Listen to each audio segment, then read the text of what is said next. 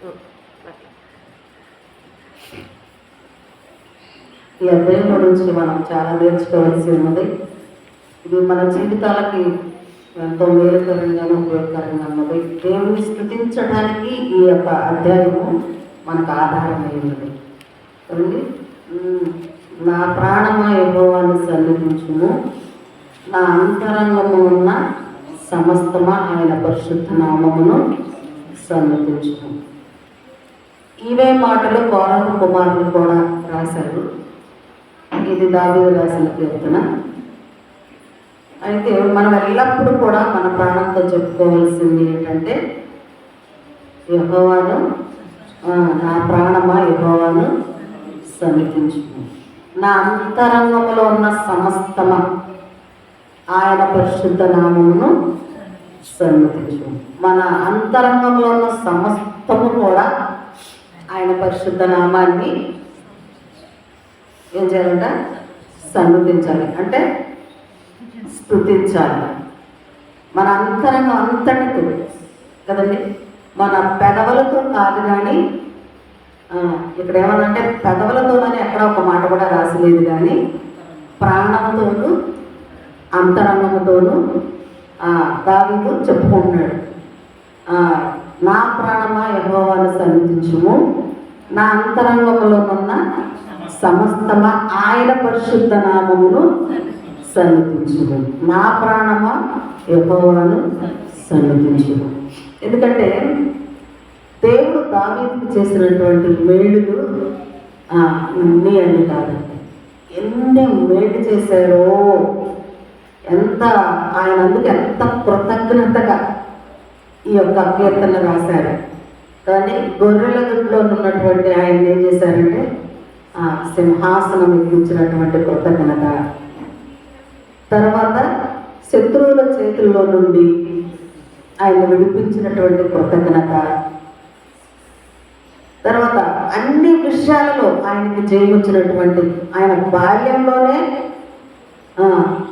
పెద్ద ఎంత శూరుడైనటువంటి గొలియాతుని జయించినటువంటి ఆ యొక్క జయము, కృతజ్ఞత, అవన్నీ తన హృదయంలో కృతజ్ఞతతో నిండిపోయి ఉన్నాయన్నమాట.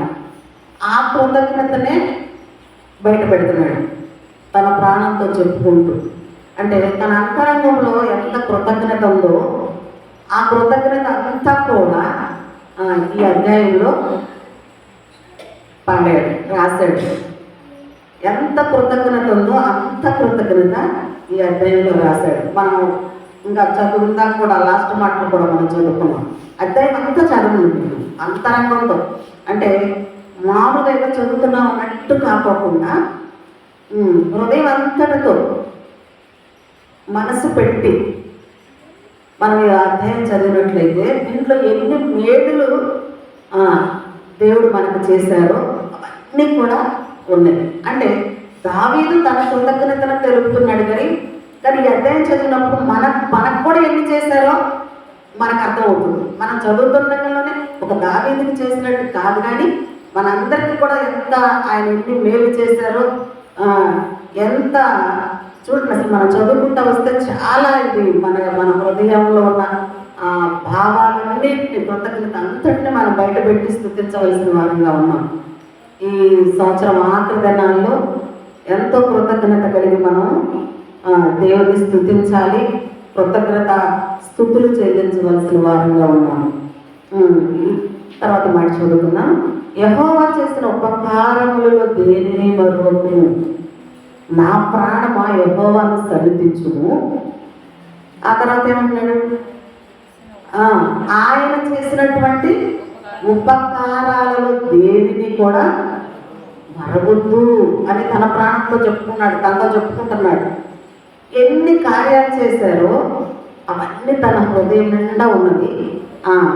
ఆయన చేసిన ఉపకారములలో దేనిని, అంటే చిన్నదే కానీ పెద్దదే కానీ దేన్నైనా సరే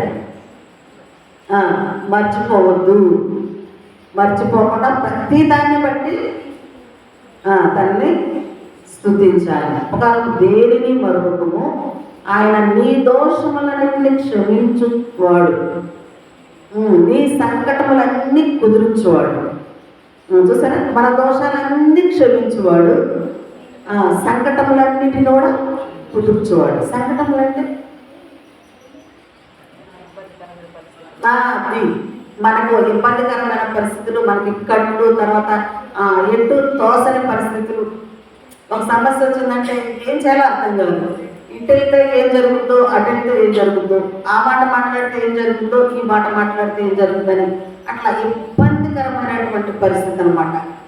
సంకటం అంటే ఇబ్బందికరమైనటువంటి స్థితి. ఆ స్థితిలో నుంచి బయటపడటం, అది దేవుడు ఆలోచనల ప్రకారమే మనం బయటపడగలం. కానీ ఆయన చూపిస్తేనే ఆ సమస్య కానీ, ఆ ఇక్కట్టు కానీ, ఆ ఇబ్బంది కానీ, ఆ ఇరుకు కానీ ఆయన తీరిస్తేనే కానీ మన వల్ల అయితే కాదు. చాలా మంది అంటూ ఉంటారు కదా, ఏంటమ్మా మరి పరిస్థితులు ఉంది, ఏం చేద్దామంటే ఎటు తోసని పరిస్థితులు నేను ఉన్నానండి, ఏం చేయాలో కూడా తెలియనటువంటి స్థితిలో నేను కొట్టుమిట్టాడుతున్నాను, నేనేం చేయాలో నాకు అర్థం కావట్లేదు అనేటువంటి పరిస్థితుల్లో కూడా ఆయన అలాంటి స్థితిని కూడా ఆయన తీర్చగలిగినటువంటి శక్తివంతుడు. అందుకే ఆయన దావీదు ఆ మాట మాట్లాడుతున్నారు, నా సంకటములన్నీ కుదిరించువాడు. తర్వాత సమాధిలో నుండి నా ప్రాణమును విమోచించుచున్నాడు, కరుణ కటాక్షములు నీకు కిరీటముగా ఇచ్చుచున్నాడు. సమాధిలో నుంచి ప్రాణాన్ని విమోచించాడంట. అదే కాకుండా మళ్ళీ ఏం చేస్తున్నాడంట, కరుణా కటాక్షం. సమాధిలో విడిపించటమే గొప్ప భాగ్యం, అంతే కదండి. మనకి మనుషులమైన మనకి మరణ స్థితిలో నుంచి మనం విడిపించటమే, మనం బ్రతకటమే గొప్ప భాగ్యం మనకి. ఇంకా అసలు ఆ స్థితిలో మనం చనిపోతే ఇంకా మనం చెప్పుకోవడానికి ఏం ఉండదు కదండి. ఆ స్థితిలో మనం మరణించామనుకోండి ఇంకేమైనా చెప్పుకోవడానికి ఉంటుందా?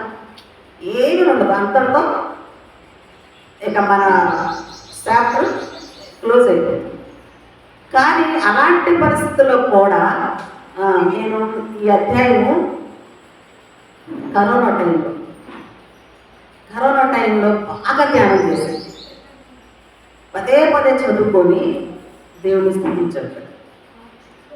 ఎంతమంది కరోనా టైంలో ఎంతమంది చనిపోయారు, కానీ నేను సజీవురాలుగా ఉన్నానంటే మీ కృపే కదా ప్రభా.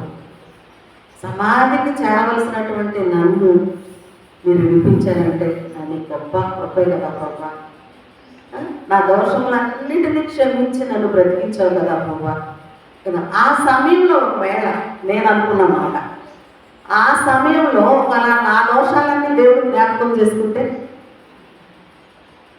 నేను చనిపోవాల్సిందే కదండి.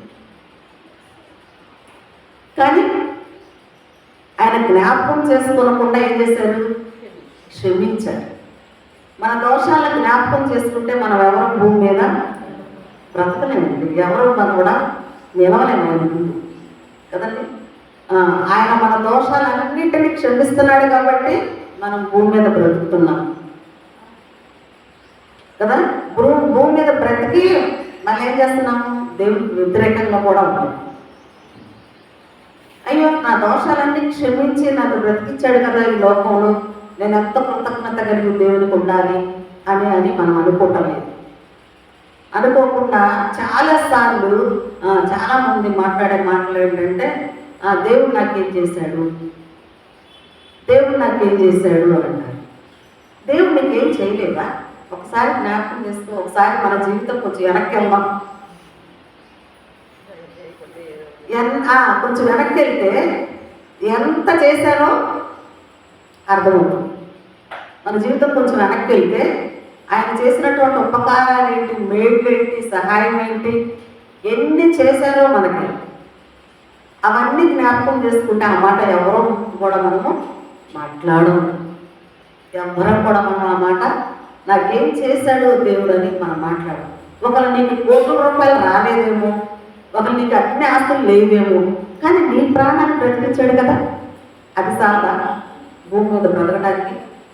నీ బిడ్డలకు తల్లిగా బ్రతికించారు కదా, నీ భర్తకు భార్యగా బ్రతికించారు కదా, నీ కుటుంబానికి ఒక తల్లిగా నిలబెట్టాడు కదా, నీ భార్యకు భర్తగా నిలబెట్టాడు కదా, నీ బిడ్డలకు ఒక తండ్రి లేని కుటుంబం ఎలా ఉంటుంది, తల్లి లేని కుటుంబం ఎలా ఉంటుంది మనకు తెలుసు కదా. మరి అలాంటి పరిస్థితుల్లోకి మనం వెళ్ళనే లేదు కదా. మరి దాన్ని బట్టి స్థితించమా? నీకేదో వచ్చి పడితేనే స్థితిస్తావా? నీకేదో ఉద్యోగం లేదు, ఉద్యోగం వస్తేనే నీకు దేవుడు ఉన్నట్ట, లేకపోతే నీకు ఆస్తి లేదు, ఆస్తి ఉన్నట్టు వస్తేనే నీకు దేవుడు ఉన్నట్ట, నువ్వు అనుకున్నవి జరగకపోతే దేవుడు లేనట్ట.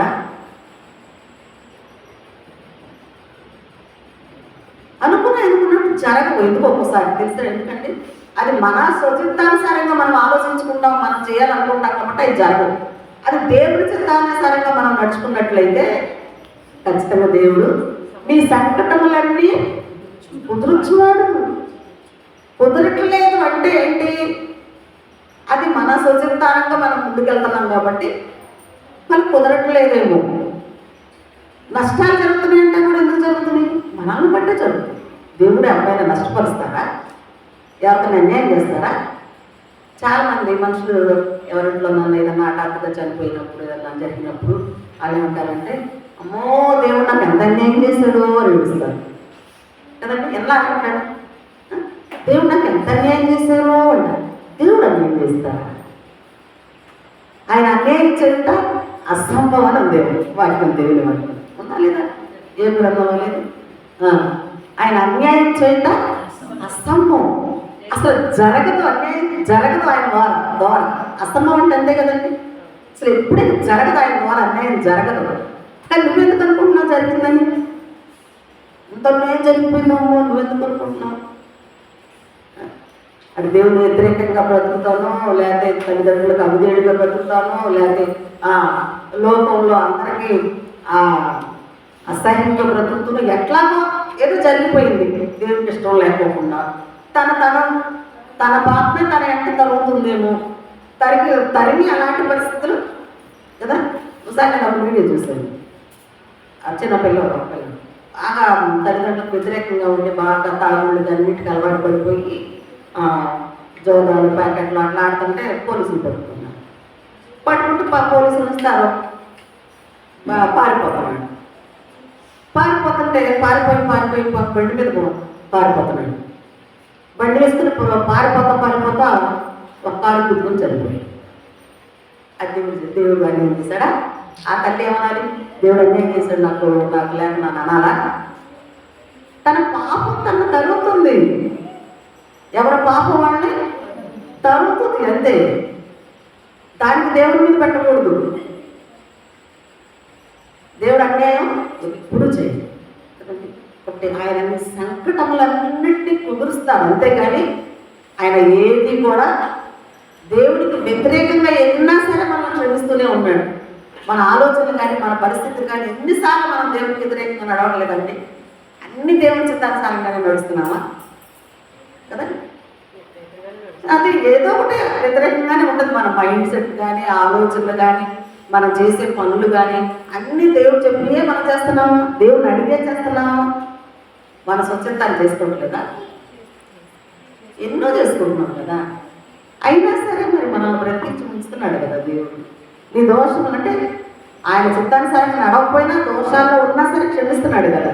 నీ దోషములన్నీ క్షమించి మళ్ళీ ఏంటంట కరుణా కటాక్షం అనే కిరీటాన్ని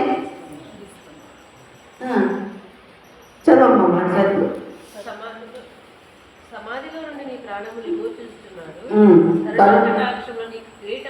అది కరుణా కటాక్షం అనేది కిరీటాన్ని మనకిస్తున్నా. అంటే ఆయన కరుణ ఆయన కటాక్షం అనేది మనకి కిరీటంగా ఉంటుందంట. తర్వాత పక్షిరాజు యవ్వనము వలె మేలుతో నీ హృదయమును పక్షిరాజు యవ్వనములే కొత్తదగినట్లుగా మేలుతో నీ హృదయాన్ని తృప్తిపరచుకున్నాడు. మేలుతో మన హృదయాన్ని తృప్తిపరిచేటువంటి ఆ సందర్భాలు ఎన్నో ఉన్నాయి కదండి. దేవుడు ఏదైనా మనం అనుకున్న ఆలోచనలు ఆ ముందు ఇంకోటి ఉంటుంది కదా, ఆయన చేసిన ఉపకారంలో నుండి దేవుని మరొకము సమాధిలో నుండి ప్రాణాన్ని విమోచించున్నాడు అనేటువంటి మాట. అది సమాధిలోని పరిస్థితులకి, అంటే సమాధిలోనికి దిగిపోయే అంత పరిస్థితులు వచ్చినప్పటికి కూడా అందుట్లో నుంచి కూడా దేవుడు మనల్ని విడిపిస్తున్నాడు. అదే కాకుండా కరుణా కటాక్షం అనే కిరీటాన్ని మనకు ధరింపజేస్తున్నాడు కదా. చేసినప్పుడు మనకు ఎలా ఉంటుంది? మన హృదయం అది మేలే కదా. ఆ మేలుతో మన హృదయం ఏమవాలి? తృప్తి పొందాలి. ఏదో చేసాడులే దేవుడు, మనకైనా ఏంటి చేస్తున్నాడు, అందరికీ చేస్తున్నాడు, మనకు చేశాడు అని అనుకోకూడదు. నా మట్టుకు నేను, నీ మట్టుకు నువ్వేం చేయమనుకోవాలంటే ఆ దేవుడు నాకు చేసినటువంటి ఈ మేలుకి నేను తృప్తి పొందాలి, నా హృదయము తృప్తిగా నేను ఉండాలి అనుకోవాలి. యెహోవా నీతి క్రియలు జరిగించుచు యెహోవా నీతి క్రియలు, ఆయన బట్టి మనం నీతి క్రియలు ఆయన మనం ముందు పెట్టుకొని మనం నీతిగా జీవించినట్లయితే, మన క్రియలు కూడా నీతిగా ఉన్నట్లయితే ఏంటంట, ఎవరైనా మనల్ని బాధిస్తే అది ఎవరైనా బాధిస్తే దాని నుంచి మనల్ని విడిపించి మనకు న్యాయం జరిగిస్తారు. యెహోవా నీతి క్రియలు జరిగించు వారిని జరిగించుచు యెహోవా నీతి క్రియలు జరిగించుచు బాధింపబడుతుంటే, ఒకవేళ అంటే దేవుని కోసం మనం బాధించబడుతుంటే, దేవుని కార్యాలు చేస్తున్నప్పుడు మనం ఎవరైనా బాధిస్తే ఆయన ఊరుకోలేదు, వారికి ఖచ్చితంగా న్యాయము జరిగిస్తారు. ఖచ్చితంగా న్యాయం జరిగిస్తారు.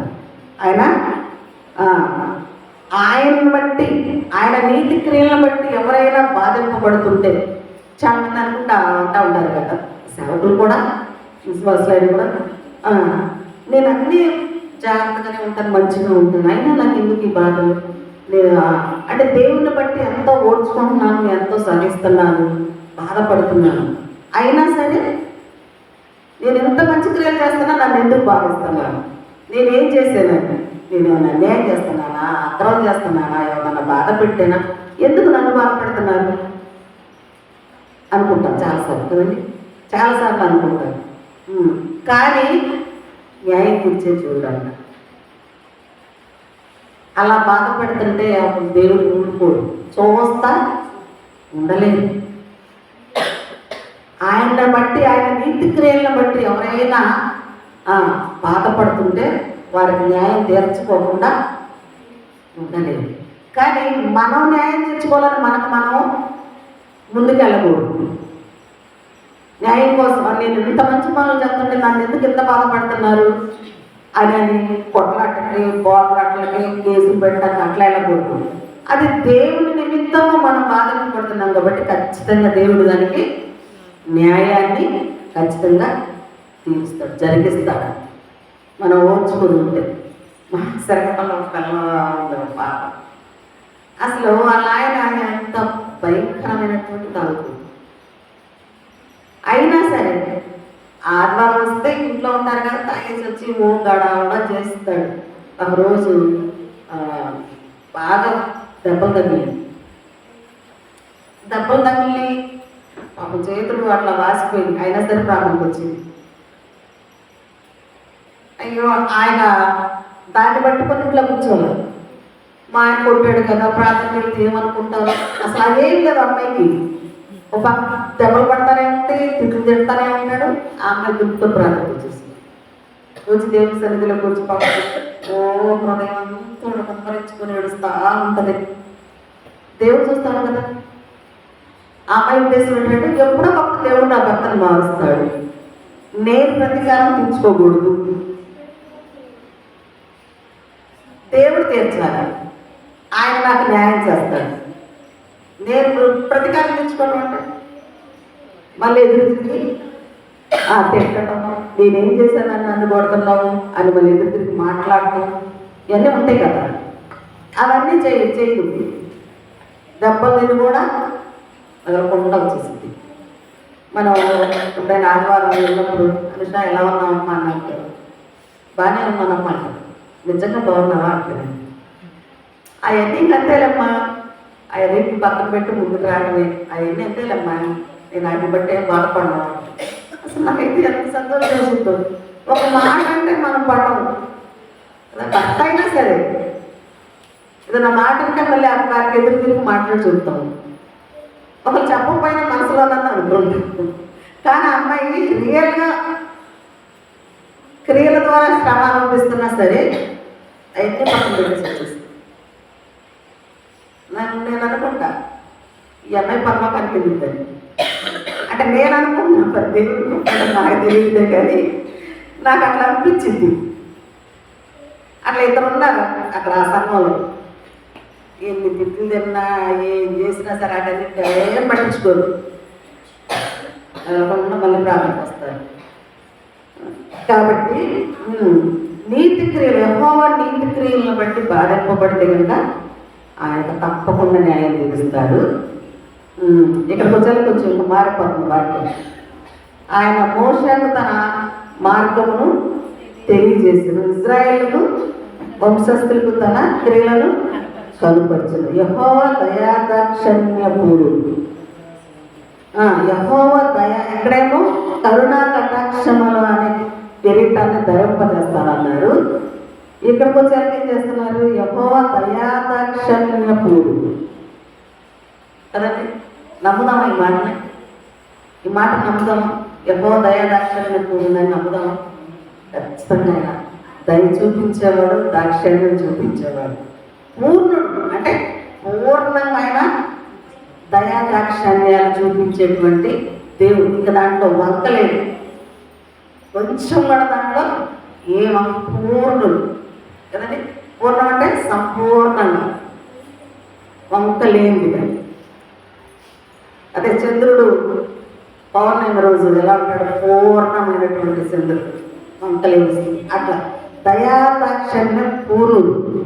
దానికి ఏ సందేహం కానీ అనుమానం కానీ లేదు. ఖచ్చితంగా ఆయన దయాదాక్షిణ్యం పూర్ణుడు. మనల్ని దయతోనూ దాక్షిణ్యంతోనూ మనల్ని కాపాడుతున్నాడు. దీర్ఘశాంతుడు, దీర్ఘశాంతం గలవాడు, కృపా సమృద్ధి, కృపా సమృద్ధిగా దేవుడి దగ్గర ఉంది.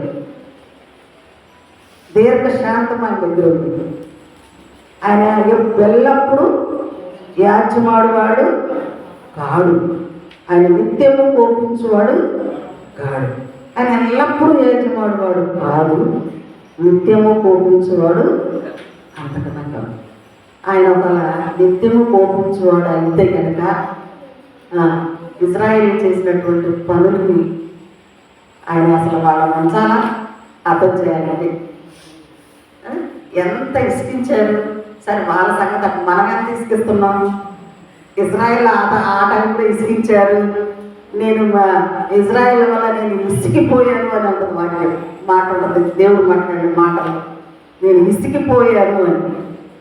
మనం ఎంత ఇసుకిస్తున్నాము కదండి. ప్రతి చిన్న దానికి కూడా మనం దేవుని దగ్గర ఆయన ఇసుకించే వారంగా ఉన్నాము. ఆయన చిత్తానికి ఆయనకి మనం అప్పగించుకున్న అధికారం అంతట్లో, అధికారం అంటే మనకున్న అధికారం మొత్తం ఆయనకు అప్పగించాలంట. అధికారం అంటే మామూలుగా లోక అధికారం కాదు, శాంతి గ్రంథంలో ఉంటుంది కదా. అధికారానికి దేవుని అధికారానికి ఒప్పుకోవాలి. ఆయన అధికారానికి మనం ఒప్పుకొని లోబడి ఆయన అధికారం కింద మనం జీవించాలి.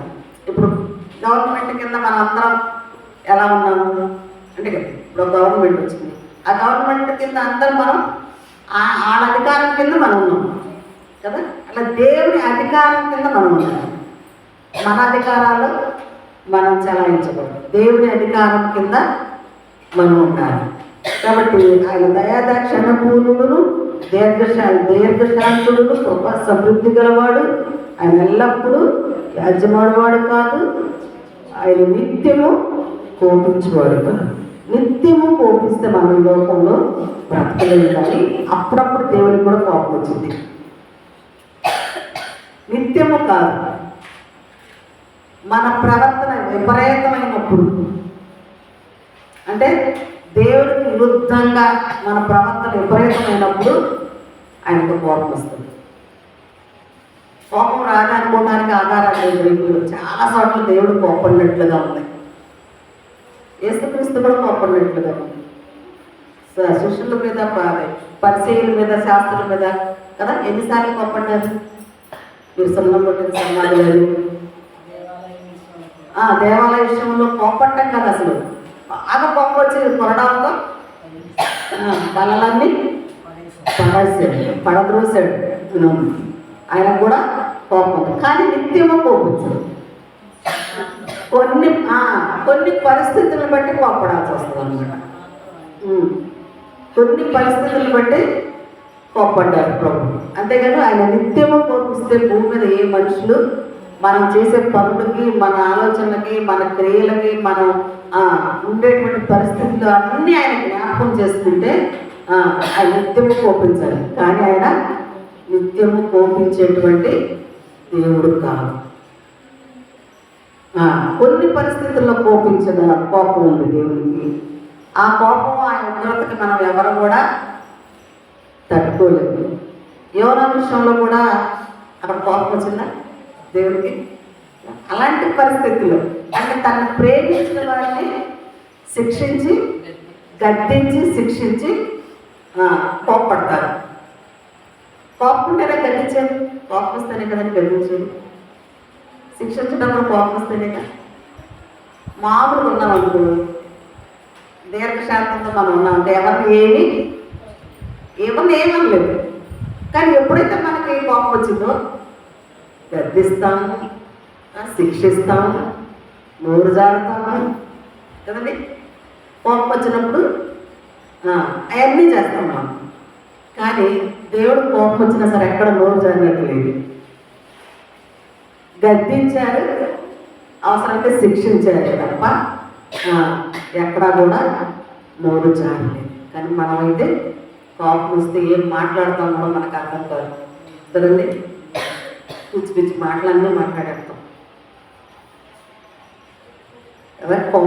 కోపం చాలా దేవుని నీతిని నరుని కోపం అంట దేవుని నీతిని నెరవేర్చదంట.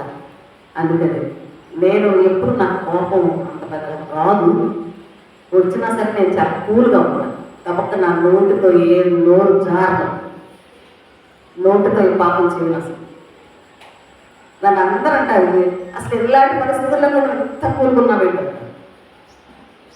నేను అనుకుంటాను దేవుడి నుంచి కృపేమని అనుకుంటాను. నేను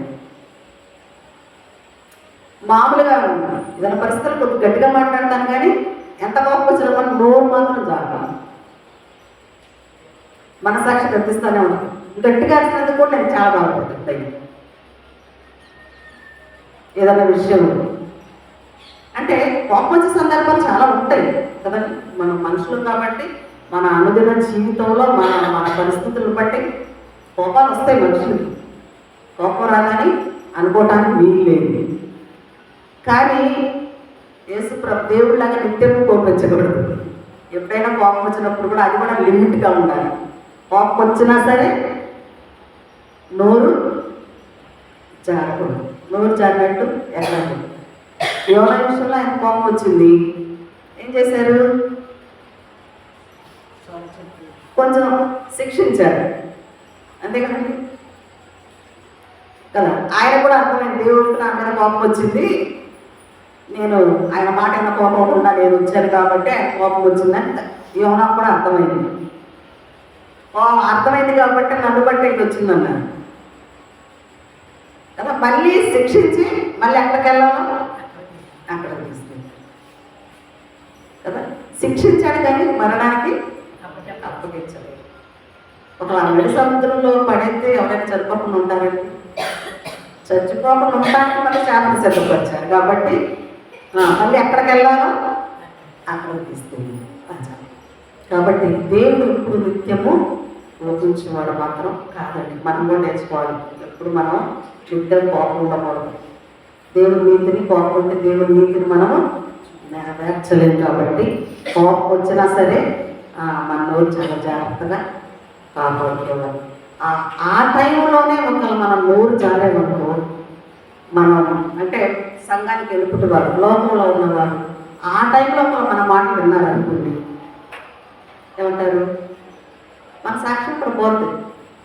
మనం దేవుని ఎంత ప్రార్థన చేసాం, ఎంత భక్తిగా ఉంటున్నాము. బుధవారం శనివారం ప్రార్థనలు, ఆదివారం ప్రార్థనలు, ఎప్పుడు రోజు ప్రార్థన ఇంట్లో అందరికీ మంచి భక్తిగా కనపడుతున్నాం. కానీ ఆ ఒక్క మాట ద్వారా మన సాక్ష్యం అంతా ఏంటో ప్రార్థనకి వెళ్తున్నా అంట. ఆవిడ ఎలా మాట్లాడుతుందో, ఎంత కోపం వస్తుంది అంతా అలాంటి మాట్లాడతారు కదా. దేవుడికి ఆ ప్రార్థనకి వెళ్ళే వ్యక్తి అన్నారు అనుకోండి, మన భక్తి మన సాక్ష్యం మొత్తం దేవుని నామకు అక్కడ అవమానం వచ్చేసి. అందుకని ప్రార్థన విషయంలో చాలా జాగ్రత్తగా ఉన్నాను. కోప్పడాలి, పాపం చేయకూడదని. కోప్పడాలి సందర్భాన్ని బట్టి, అదే నిత్యము కాదు, సందర్భాన్ని బట్టి కోప్పడాలి కానీ పాపం చేయకూడదు. మళ్ళీ ఆ కోపం మళ్ళా సూర్య అస్తమయ్యే వరకే ఉండాలి. తర్వాత అది నిలిచి ఉండకూడదు. మనం అట్లాగే పిల్లల్ని కొట్టుకోకుండా కోప్పడుకోకుండా ఉండొద్దు. పిల్లలకి కోప్పడాలి కానీ పాపం చేయకూడదు. అన్నరాని మాటలు మాట్లాడకూడదు. మన పిల్లలకి ఎంత మాట వస్తే అంత మాట పిల్లల్ని మాట్లాడకూడదు. జాగ్రత్తగా మాట్లాడాలి. కోపంలో కూడా జాగ్రత్తగా ఉండాలనుకున్నా. అది దేవుడు నిత్యము కోపించేవాడు కాదు. మన పాపమును బట్టి మనకు ప్రతీకారము చేయలేదు, మన దోషమును బట్టి మనకు ప్రతిఫలము ఇవ్వలేదు, మన దోషాన్ని బట్టి మనకు ప్రతీకారం చేయలేదు. మన దోషమును బట్టి మనకి ప్రతిఫలం. ఒకవేళ మన దోషాన్ని బట్టి మనకి ప్రతిఫలం ఇస్తే, మన పాపాన్ని బట్టి మన ప్రతిఫలం ఇస్తే, మన దోషాన్ని బట్టి మనకి మనం ప్రతిఫలం ఇస్తే మనం భూమి మీద బతుకుతామండి. మనం చేసిన దాన్ని బట్టి దేవుడు మనకి ప్రతిఫలం ఇస్తే మనం ఒక భూమి మీద ఉంటామా? ఉండలేము. కానీ ఆయన అటన్నిటికీ మనం చేసిన దానికి ఆయన ప్రతిఫలం ఇవ్వకోకుండా ఏం చేశారట? లేదు, భూమి కంటే ఆకాశం ఎంత ఉన్నతంగా ఉన్నదో ఆయన ఎందుకు భయభక్తులు గలవారి ఎడల ఆయన కృప అంత అధికముగా ఉందంట. నిజంగా మనం చేసినటువంటి పాపానికి, మనం చేసిన దోషానికి ప్రతిఫలం ఇవ్వకుండా ఆయన అనుభవించాడు. ప్రతిఫలం ఎవరు అనుభవించారు? దేవుడు అనుభవించాడు. మనం అనుభవించాల్సినటువంటి పాపానికి వచ్చే శిక్ష, ఆ ప్రతిఫలము ఆయన అనుభవించారు. కాబట్టి మనకు పాపం వల్ల మనకు ప్రతీకారము ఇవ్వకోకుండా మనల్ని కాపాడారు కదండి. ఇప్పుడు మనం ఎవరైనా పిల్లలు కానీ ఎవరైనా మనం పాపం చేసామనుకోండి, ప్రభుత్వం వారు ఏం చేస్తారు? శిక్షిస్తారు కదా. ఆ పాపానికి ప్రతిఫలం శిక్ష అనుభవించాలి కదా కదండి. కానీ మనకు ఆ శిక్ష, పాపం వల్ల ప్రతిఫలం శిక్ష మనం లేకోకుండా చేశారు. మనం అనుభవించకుండా ఆయన అనుభవించారు. అంటే దీన్ని బట్టి చూస్తే మనుషులైనటువంటి మనల్ని దేవుడు ఎంత ప్రేమించారో మనకు అర్థమవుతుంది కదండి. దీన్ని బట్టి మనం ప్రార్థన చేసుకుంటే, ఇవన్నీ జ్ఞాపకం చేసుకుంటే, నిజమే ప్రభువా, నేను చేసిన పాపానికి నాకు ప్రతిఫలంగా శిక్ష ఇవ్వలేదు, ఆ శిక్షను మీరు అనుభవించారు అని చేసుకుంటే మనకు దుఃఖం ఆగుతుంది. హృదయపూర్వకంగా మనం ఒక గ్రహింపుతో మనం ప్రార్థన చేసినట్లయితే ఎంతేమంటే ఆయన క్షమించేవాడు, ఆయన ప్రేమించేవాడు, ఆయన కృప సమృద్ధిగా మనుషుల పట్ల ఉంచేవాడు, దీర్ఘశాంతం గలవాడు, దోషాలన్నింటినీ కప్పువాడు, భరించేవాడు, సమాధిలోనికి నీ ప్రాణం పోకుండా కాపాడేవాడు. తర్వాత ఆయన చేసిన ఉపకారాలు చూడు, ఎన్నో ఉపకారాలు ఉన్నాయో చూడు, తన ప్రాణంతో చెప్పుకున్నాడు. మనం కూడా నిత్యము ఈ ప్రార్థన చేయాలండి. నిత్యము మనం ఈ ప్రార్థన చేయాలి. నా ప్రాణమా యెహోవాను సన్నిధించే నిత్యము మనం ప్రార్థన చేయాలి. నా ప్రాణమా, నా అంతరంగం సమస్తమా, ఇంకా నిన్నే నేను ప్రేమిస్తాను, నిన్నే స్తుతిస్తాను, నీకే కృతజ్ఞత స్తుతులు చెల్లిస్తాను, ఇంకా నాకు ఏమీ వద్దు అని ఆయన చేసిన మేళ్ళన్నింటినీ జ్ఞాపకం చేసుకుంటే మనల్ని ఎంత ప్రేమించారో దేవుడు మనం జ్ఞాపకం చేసుకోవాలి. ఈ సంవత్సరం ఆఖరి దినాలు అంటే ఈ సంవత్సరం అంతా కూడా మనల్ని ఎంత ప్రేమించారు, మనం ఎలాంటి పరిస్థితుల్లో ఉన్నా సరే మనల్ని విడిపించారు. మన సంకటాలన్నింటినీ మనం ఎలాంటి అపాయాల్లో తర్వాత ఎవరో తీర్చలేనటువంటి ఆ పరిస్థితులు, అలాంటి సమస్యల నుంచి ఆయన ఎలాగ మనల్ని మన సంకటాలన్నింటినీ ఎలా కుదిరించారు అవన్నీ ఆలోచన చేసుకొని మనం ప్రార్థన చేసుకోవాలి. ఈ సంవత్సరం ఆఖరిలో ఇంకా చదువుకుందాం, అదే అధ్యాయం చదువుకుందాం. ఇంకా మనం అక్కడికి వెళ్ళొద్దు. దేవుడు చేసినటువంటి ఆ మేళ్ళన్నిటిని కూడా మనము జ్ఞాపకం చేసుకున్నాం. పడమటికి తూర్పు ఎంత దూరమో ఆయన మన అతిక్రమములను అంత దూరపరిచి, పడమటికి తూర్పు ఎంత దూరమో మనకు తెలుసండి. పడమటికి తూర్పు ఎంత దూరం ఏమైనా అంచనా వేయగలరా? ఏ శాస్త్రవేత్తలైనా ఇప్పుడు వరకు చెప్పిన వాళ్ళు ఉన్నారా? పడమటి ఉంటే తూర్పు ఉంటుంది, దానికి ఎంత దూరమో ఎవరైనా చెప్పగలిగిన వాళ్ళు ఉన్నారా? వీరసం.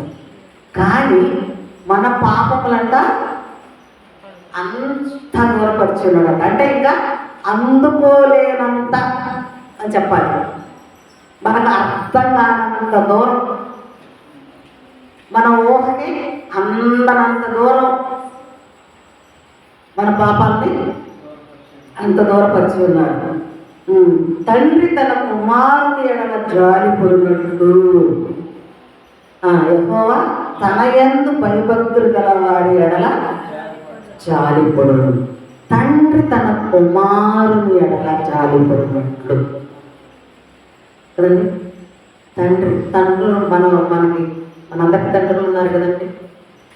ఇప్పుడు లేకపోవచ్చు, మనందరం తండ్రుల గురించి తండ్రుల నుంచే కదా వచ్చాము, తల్లిలో నుంచి తండ్రుల నుంచే కదా వచ్చాము.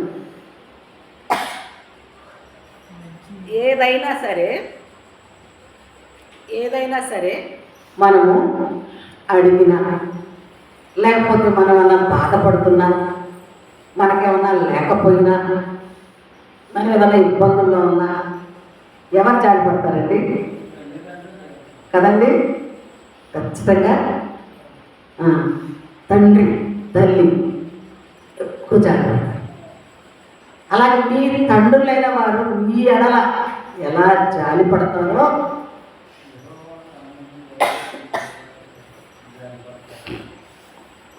యెహోవా అంటే దేవుడు తన యందు భయభక్తులు గలవారి ఎడల అలా జాలి పడతారంట. అంటే ఒకవేళ తన యందు భయభక్తులు లేకపోతే జాలి లేదా? కదా, జాలి లేదా? ఉంది కదా. అయితే రేపు చెప్తూ ఉంటారు కదా, నీతిమంతుల మీద అనీతిమంతుల మీద ఆయన వర్షం కురిపిస్తున్నాడు, నీతిమంతుల మీద అనీతిమంతుల మీద గాలి వర్షం నీరు ఎత్తులు అన్నీ అందరికీ సమానం ఇస్తున్నారు కదండి కదా. కానీ ఇక్కడ ఒక ప్రత్యేకత ఉంది, తన యందు భయభక్తులు గలవారి ఎడల, అంటే భయభక్తులు లేని వారి ఎడల కూడా జాలి చూపిస్తున్నారు.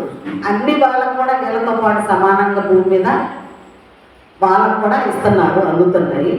కానీ ప్రత్యేకంగా తన యందు భయభక్తులు గలవారి ఎడల ఆయన ఇంకా జాలి చూపిస్తాడంట. పడమటికి తూర్పుకి ఎంత దూరమో మన పాపాలు అంత దూరపరుచున్నాడు.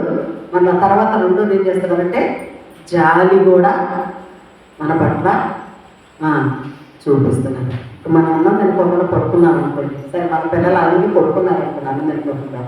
సంటం గారు మనవరాలు వచ్చింది అనుకో, అన్నం తినుకొని పడుకున్నాను, ఎన్నిసార్లు చెప్తారండి? ఎంతసేపు బతులాడతారు? జాలి ఉంటేదే కదా, అయ్యో మా పాప అన్నం లేదు, మా పాప అన్నం లేదు అని జాలితోనే కదా ఎన్నిసార్లు జాలితో కడుతూ ఉంటారు, లేపుతూ ఉంటారు. మనం కూడా మన పిల్లలు ఎవరైనా వాళ్ళు అలిగి పడుకున్నా, అన్నం తినకపోయినా, ఏమన్నా కావాలని వాళ్ళు మానం చేసినా మనం ఏం చేస్తాము? జాగ్రత్త. ఎందుకు? మన పిల్లల్ని మనం ప్రేమిస్తున్నాం కాబట్టి, మన పిల్లల్ని మనం ప్రేమిస్తున్నాం కాబట్టి. వాళ్ళ ప్రేమ పక్కోడ పిల్లలు ఉన్నారు, మనం ప్రేమిస్తామా? ప్రేమిస్తాం, కానీ సొంత ప్రేమించినంత ప్రేమించు. మీకు అర్థమైంది? దేవుడు కూడా అన్ని జనులు అందరినీ ప్రేమిస్తున్నాడు, కానీ తన యందు భయభక్తులు గలవారి పడల జాలిపడినట్టు అంతగా తన యందు భయభక్తులు గలవారైన జాలి ఆయన ఎక్కువ ఉంటుంది, ఎప్పుడు ఉంటుంది. అట్లాని భూమి మీద ఉన్న మనుషుల మీద జాలి చూపించట్లేదని కాదు. ఇక్కడ ఒక ప్రత్యేకత ఉంది, తన యందు భయభక్తులు గలవారు. ఇప్పుడు మన పిల్లలు ఉన్నారు, వాళ్ళు మన కన్న పిల్లలు, అందుకని జాలి చూపిస్తాం. కానీ అట్లని పక్కన పిల్లలు జాలి చూపించమా అంటే చూపిస్తాం, కానీ ఎంత చూపించు. మన సొంత పిల్లల మీద చూపించినంత జాలి చూపించలేదు దేవుడు కూడా. తన యందు భయభక్తులు కలిగినటువంటి వారి మీద ఆయన ఎక్కువ జాలి చూపిస్తారు కదా. తన యందు తండ్రి తన కుమారుని ఎడల జాలి పడినట్టు యెహోవా యందు భయభక్తులు గల వారి ఎడల జాలి చూపు. మనము నిర్మింపబడిన రీతి ఆయనకి తెలిసే ఉన్నది. మనం ఎట్లా నిర్మించామో దావీదు చెప్పాడు కదా, ఇంకొక కీర్తనలో కూడా ఉంటుంది అక్కడ. ఆయన నిర్మించిన రీతిని చూస్తే ఆశ్చర్యమును భయమును నాకు కలుగుతున్నది అని కూడా ఉంటుంది. ఆయన నిర్మింపబడినటువంటి మనము నిర్మింపబడిన రీతి ఆయనకు తెలిసే ఉన్నది. మనం మంటివారమని ఆయన జ్ఞాపకము చేసుకుంటున్నాడు. మనం మంటివారమని కూడా ఆయనకు తెలుసు కదండి. ఈ మంటి మనిషి కోసమే కదా పరలోకంలో నుండి భూలోకానికి దిగి వచ్చారు కదా. ఇంకా 2-3 చోట్ల ఉంటుంది, నరపుత్రుడిని జ్ఞాపకం చేసుకోవడానికి వారు ఏపాటివాడు, నరుడిని జ్ఞాపకం చేసుకోవడానికి వాడు ఏపాటివాడు అని సామెతల్లో ఉంటుంది, కీర్తనలో కూడా ఉంటుంది. నాకు ఆ మాట అసలు నాకు చాలా నచ్చింది. అసలు నిజంగానే అసలు మనల్ని జ్ఞాపకం చేసుకోవడానికి మనం ఏపాటి వారము, ఆయనకి మనకి పోల్చుకొని చూసుకుంటే అసలు మనం ఎంత ఇంకో కిందే ఉంది కదా. నరుని ఆయువు గట్టి వలె ఉందంట, అడవి పువ్వు పూయినట్లు వాడు పూయు, దాని మీద గాలి వేచగది లేకపో. అది నరుని యొక్క స్థితి. మన స్థితి ఏంటంటే ఇది గట్టి పువ్వు, మనం మంటి వారము, మనం గడ్డి పువ్వు లాంటి వారము. గాలి వస్తే ఎగిరిపోతుంది, గాలి వీచగాలి లేచి వెళ్ళిపోతుంది. అలాంటి స్వల్పమైనటువంటి మన జీవితాలు, కానీ ఆయన ఎంతో ఘనంగా మనల్ని ఎంచుకున్నారు. ఎంతో ఘనంగా ఎంచుకున్నారు కాబట్టే పరలోకంలో నుండి ఈ మంటి మనుషుల కోసం దిగొచ్చారు ఈ భూమికి. ఈ భూమికి ఆయన పరలోకంలో నుండి మంటి మనుషుల కోసం ఆయన దిగివచ్చాడు. ఇంకా ఆ మీదట దాని చోటు దానికి అది ఎరగదు, ఆ చోటు అది ఎరగదు. గాలికి వెళ్ళిపోయింది, ఎడిపోయిందో తెలియదు. అందుకని మనం కూడా ఈ లోకాన్ని విడిచిపెట్టామంటే మనం ఏమయ్యామో అంటే ఈ శరీరం, మంటి శరీరం ఏమైపోతుందో మనకి తెలియదు, ఎప్పటికీ కనబడదు. అంతే కదా, ఎప్పటికీ దాని చోట అది ఎరగదు. అదే ఒకలా దేవుని చిత్తంలో ఉండి పరిశుద్ధులంగా జీవించి ఆయన రాజ్యానికి వెళ్తే కూడా ఇంకా అక్కడే కానీ ఇది చోటు మనం ఎరగం. నేను ఇక్కడ పుట్టాను, పలానాలో పుట్టాను, పెరిగాను, ఇది నా చోటు అయ్యేవి గుర్తున్నమాట. అసలు ఈ భూలోకాన్ని తొంగి చూడటానికి కూడా ఇష్టపడరంట. బుక్కులు చదివాను. భక్తులైన వారు ఈ చోటు నుంచి కొనుక్కోబడిన తర్వాత అసలు ఈ భూలోకంలో తొంగి చూడటానికి కూడా చూడటానికి కూడా ఇష్టం ఉన్నదంట. అదొక పెద్ద మురికి గుట్టలా కనిపించిందంట. ఈ భూలోకం అంత పెద్ద మురికి గుంటలాగా ఉంటుందంట. అందుకని చూడటానికి కూడా ఇష్టపడతాను. ఎవరో మళ్ళా భూమి మీదకి రావాలని అనుకోరు, కానీ అలాంటి మురికి గుంట అయినటువంటి భూమి మీదకి దేవుని కుమారుని ఈ అపవిత్రమైనటువంటి లోకంలోనికి అపవిత్రమైన మనుషులను ఆ అపవిత్రతను పోగొట్టడానికి పరిశుద్ధుడైన దేవుడు ఈ లోకానికి వచ్చారు. భక్తులు చూడటానికే ఇష్టపడలేదు, కానీ దేవుడు వచ్చారు. అంటే నిజంగా ఎంత ప్రేమించారో మనకి ఇక్కడ అర్థమవుతుంది. ఈ అధ్యాయం అంతా కూడా మనుషులను దేవుడు ఎంత ప్రేమించారో, వాళ్ళ పట్ల ఎలా జాలి చూపించాడో, మనకి ఎన్ని మేలు చేశారో మనకి ఈ అధ్యాయం అంతా మనకి అర్థం చేస్తుంది. తర్వాత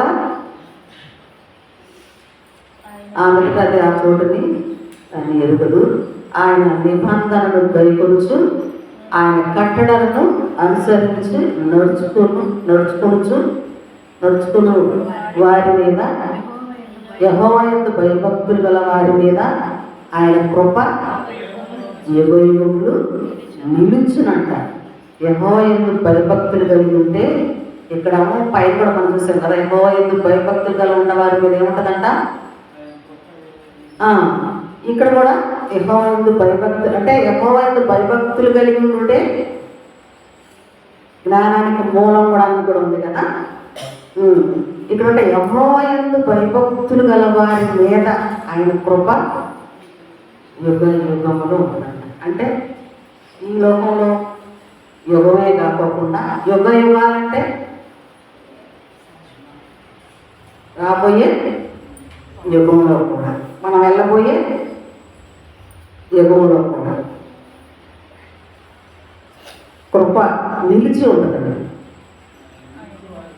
ఆయన నీతి వారి పిల్లలకు రములను నిలిచునంట.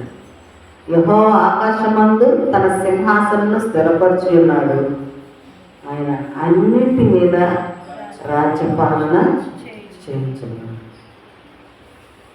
అన్నిటి మీద రాజ్యపాలన చేయించున్నాడు. కాబట్టి యెహోవా దూతలారా, ఆయన ఆజ్ఞలను బట్టి ఆయన వాక్యమును నెరవేర్చు బలశూరులారా ఆయన్ని సన్నిధించు.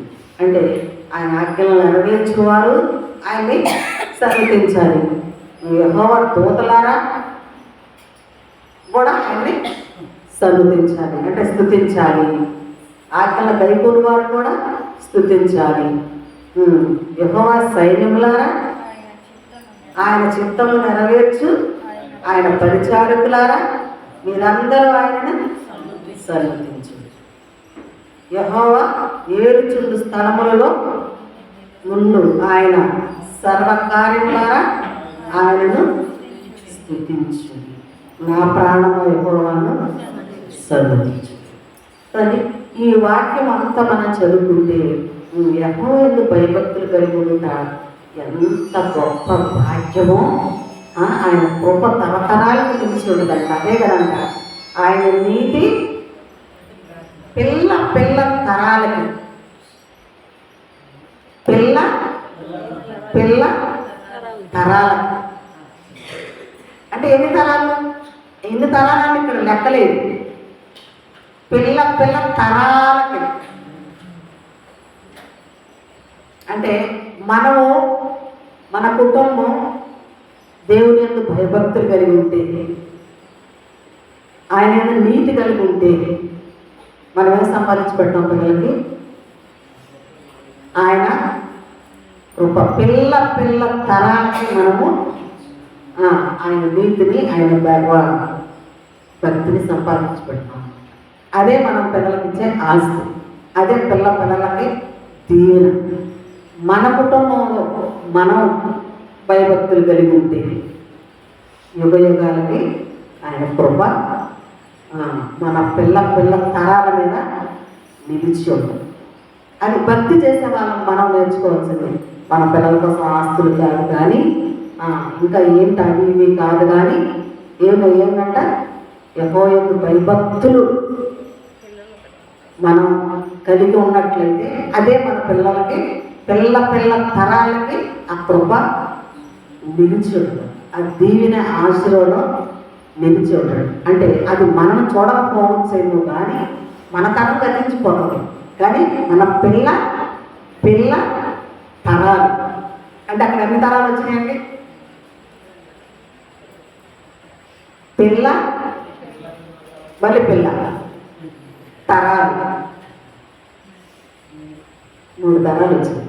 ఇంకా తరాలన్నీ ఇంకా లెక్కలేదు. ఎన్ని తరాలు ఉంటే అన్ని, అంటే భూమి మీద మనుషులు ఎంతవరకు జీవించి ఉంటే అంతవరకు కూడా తరతరాలకి బిడ్డలకి మనం దీవెనను సంపాదించి పెట్టుకోవాలి, కృపని సంపాదించుకోవడం నిలిచి ఉంటుంది కదా. దేవుని కృప మన వెడల మన పిల్లల ఎడల నిలిచి ఉన్నట్లయితే ఏది కూడా మనుషులకి తక్కువ కాదండి. కాబట్టి మనం యెహోవాయందు భయభక్తులు కలిగి ఉంటాయి. తర్వాత ఇక్కడ యెహోవాయందు భయభక్తులు గల వారి మీద తండ్రి తన కుమారుని ఎడల జాలిపడినట్లు యెహోవా ఎడల భయభక్తులు గల వారి ఎడల జాలిపడు. అంటే భయభక్తులు ఉంటే దేవుడు జాలి మనకి మన కుటుంబాలకు ఉంటుంది. తర్వాత ఇక్కడైతే యెహోవాయందు భయభక్తులు కలిగి ఉంటే పిల్ల తరాలకి కృప నిలిచి ఉంటుంది. యెహోవాయందు భయభక్తులు కలిగి ఉంటే జ్ఞానం ఉంటుంది. ఇంకా యెహోవాయందు భయభక్తులు గలవారు చెడుతనాన్ని అసహించుకుంటారు. చాలా ఉన్నాయి. యెహోవాయందు దేవుని భయభక్తులు అనే మాటకి చాలా ఉంది దేవుడు ఇచ్చేటువంటి ఆ కృప, ఆ దీవెనలు, ఆ కృప వరాలు. కాబట్టి మనం ఈ లాస్ట్ దినాల్లో ఉన్నాము, సంవత్సరం ఆఖరి దినాల్లో ఉన్నాం. కాబట్టి దేవుడు మన పట్ల చేసినటువంటి ఈ అధ్యాయంలో నుంచి మనం చదువుకున్న భాగంలో నుంచి మనకి ఎన్ని మేలు చేశారు, మన ప్రాణాన్ని ఎలా నిలబెట్టారు, ఆ కరుణ కటాక్షం అనేటువంటి కిరీటాన్ని మనకి ఎలా ధరింపజేశారు, గట్టి పువ్వు లాంటి మనల్ని ఎలా నిలబెట్టుకొని ఈ భూమి మీద కాపాడారు, ఇవన్నీ మనం తలంచుకుంటూ ప్రార్థన చేస్తాం.